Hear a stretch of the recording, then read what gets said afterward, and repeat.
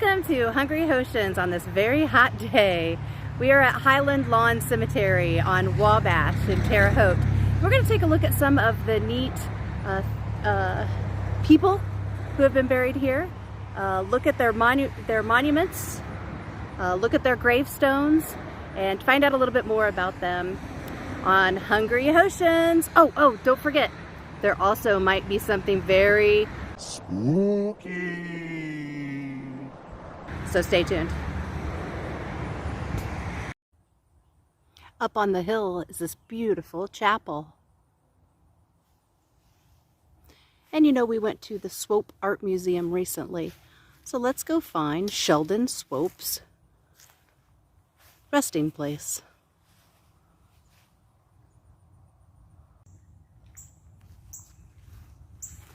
Mr. Sheldon Swope, benefactor to our current most beautiful art museum that we have here in Terre Haute.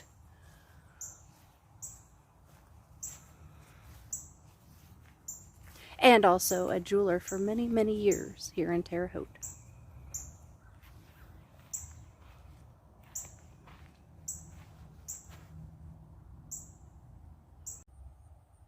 These three graves are three Brazilian gypsies that were killed all at the same time.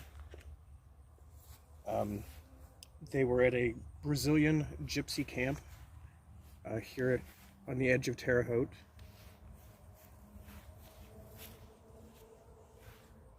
This is Saka Riska. She was a common law wife of the murderer. And these were two other family members, Joe, and the paperwork says Bob Riska, but this says Riska Gurek. This is the monument for Fromm. He was the builder of Grand Opera House, Merchants Distilling Corp., Commercial Distillery, Glen Home, and Elks Club.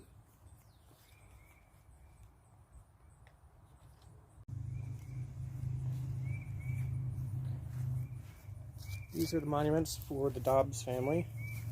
John Dobbs was a businessman and benefactor of the city. He donated property for the establishment of Dobbs Park, and that is the park that we just went to earlier today and also yesterday, and we did a vlog about it. This is the grave of Anna Surratt. As well as being a mother, as the stone says, she was also a vaudeville and silent screen actress.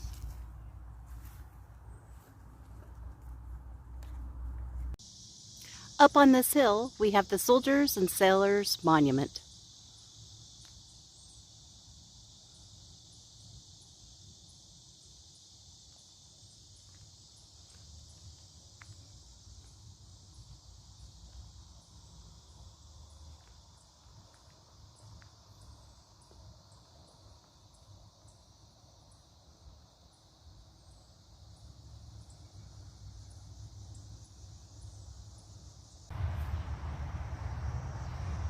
This is the monument for the McPherson family. Samantha McPherson was the first person buried in Highland Lawn on 10/29/1884, age 30. She died of typhoid fever.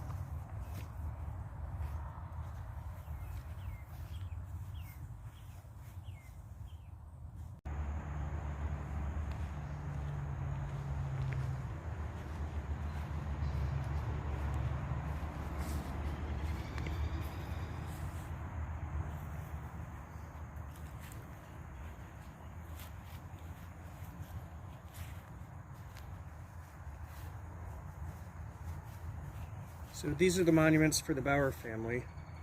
The pamphlet doesn't say exactly who, but one of them developed the process of liquefying carbon dioxide, thus inventing the basis for fountain soda. This is the mausoleum for Chapman J. Root. He was the owner of Root Glass Manufacturing, which was the company responsible for the design and manufacturing of the famous 6.5-ounce bottle for Coca-Cola.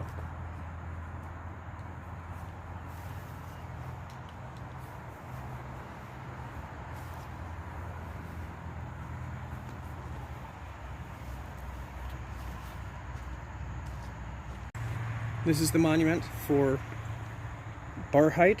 I think I'm pronouncing that correctly. He operated several theaters, later building the Hippodrome and Indiana theaters.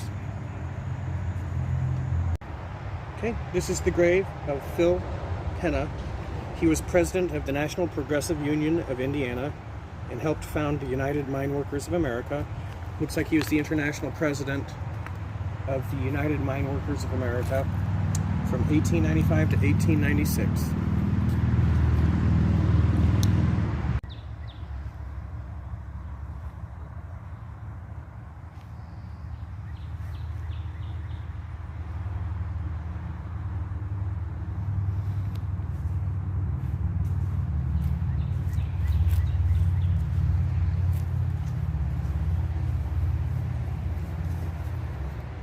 This is the monument for Joseph Gilbert. He was one of the original pioneers of Terre Haute. He built the first frame house here. He opened a trades business with the Indians.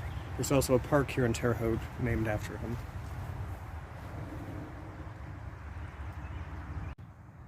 This is a monument for Ball. He was the owner of several newspapers in the city, also an advocate of development of Terre Haute.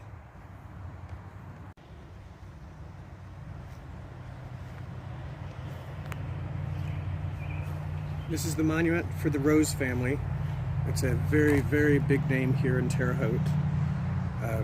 He was a philanthropist throughout his life and death, major contributor to growth and development of city, principal organizer of many Indiana railways, and he is related to the Rose-Hulman Institute of Technology.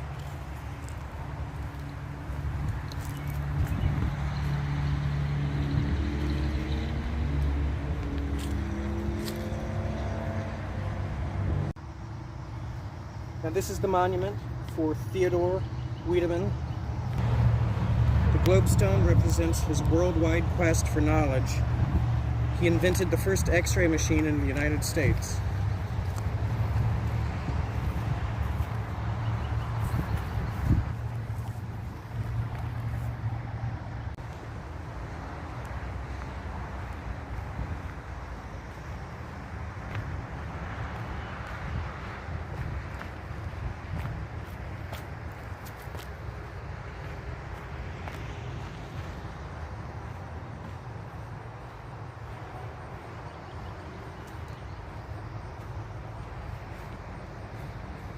This is the monument to the Deming family.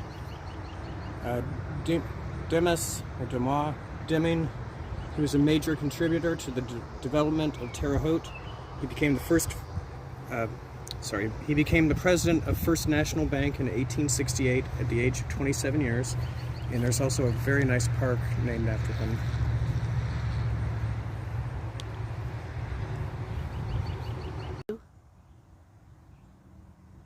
Here's the monument for William Edward McLean. He was an attorney, state senator, state representative, and organizer of the 43rd Indiana Volunteers under President Lincoln.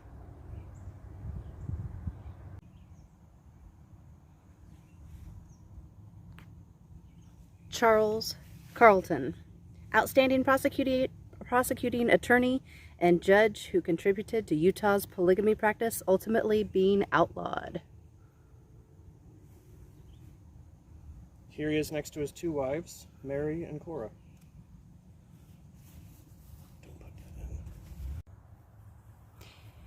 In our Crossroads of America vlog, we told you about Max Ehrman, author of Desiderata, who was a lifelong Terre Haute resident and wrote many a story, poems, right here in Terre Haute. And here is where he's laid to rest.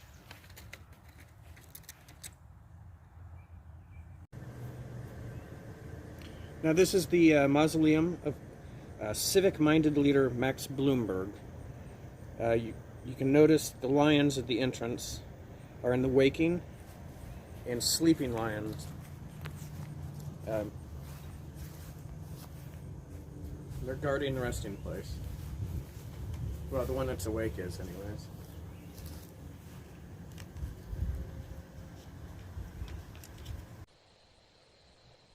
Spooky, spooky, spooky.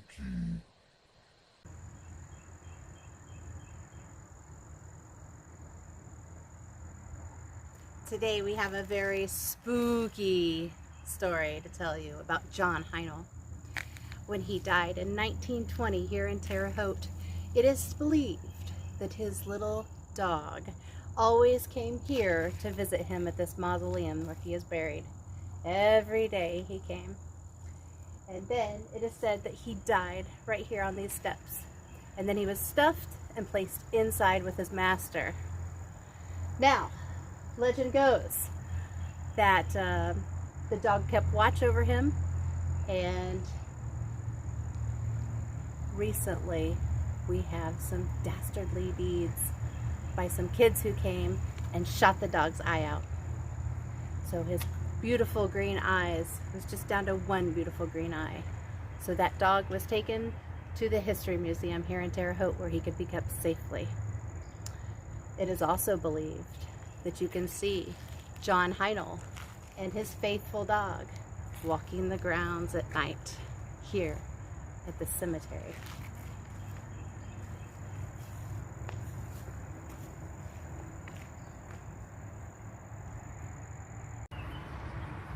And now, children, it's time for another spooky story. This one is about Martin Sheets.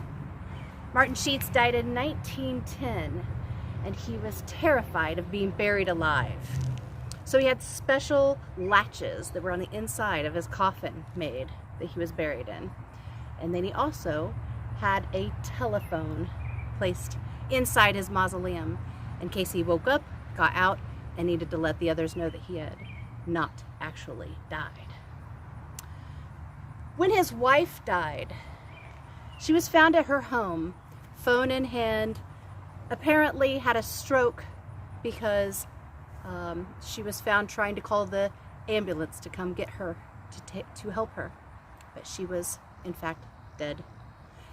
When they came here to this locked mausoleum, they went inside to place her near her husband, and the phone was off the hook. Spooky!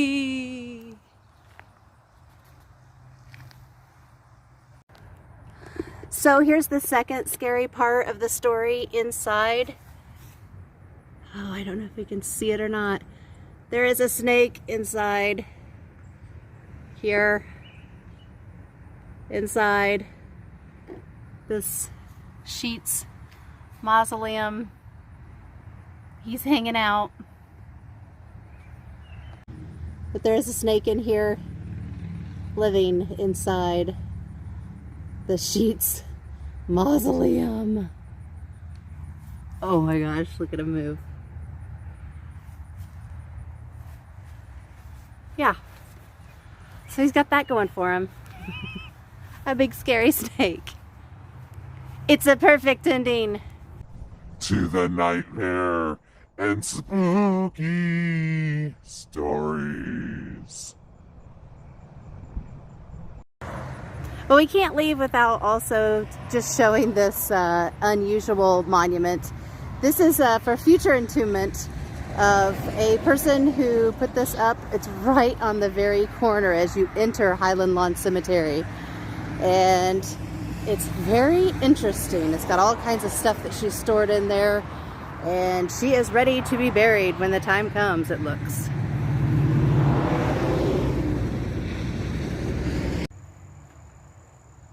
What is this called? A mausoleum? Not a mausoleum. Is it a mausoleum?